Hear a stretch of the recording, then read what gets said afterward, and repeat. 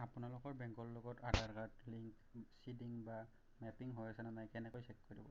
Check কৰিবৰ কাৰণে আপোনালোকে গুগল ক্ৰম ব্ৰাউজাৰটো অ'পেন কৰি ল'ব। তাত আপোনালোকে চাৰ্চ কৰিব আধাৰ বেংক লিংক।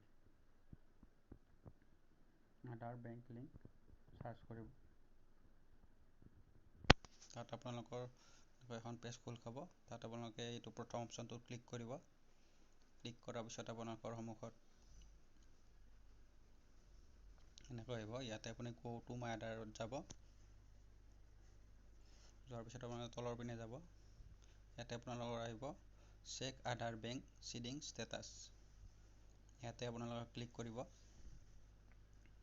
ক্লিক কৰাৰ পিছত আপোনালোকৰ সন্মুখত এনেকৈ আহিব। ইয়াতে আপোনালোকৰ আধাৰ নাম্বাৰটো বহুৱাই দিব বা 12 ডিজিটৰ আধাৰ নাম্বাৰটো বহুৱাই দিব।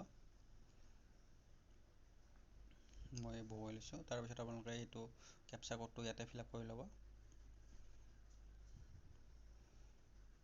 তাৰপিছত চেণ্ড OTPত ক্লিক কৰিব। আপোনালোকৰ মোবাইলত এটা OTP যাব। এই OTPটো ইয়াতে বহুৱাই দিব। বহুৱাৰ পিছত ছাবমিটত গৈ ক্লিক কৰিব। তাৰপিছত আপোনালোকৰ সন্মুখত যদি বেংকৰ লগত আধাৰ কাৰ্ড চিডিং হৈ আছে এনেকৈ আহিব congratulation your Aadhaar bank mapping has been done. যদি নাই তেনেহ'লে এইটো নাহে। আপোনালোকৰ আধাৰ নাম্বাৰ এনেকৈ এক্টিভ দেখুৱাব। কোনটো বেংকৰ লগত চিডিং হৈ আছে ইয়াতে আহি যাব। বেংক ইণ্ডিয়ান পোষ্ট পে'মেণ্ট বেংকৰ লগত মোৰ বেংক একাউণ্ট চিডিং হৈ আছে।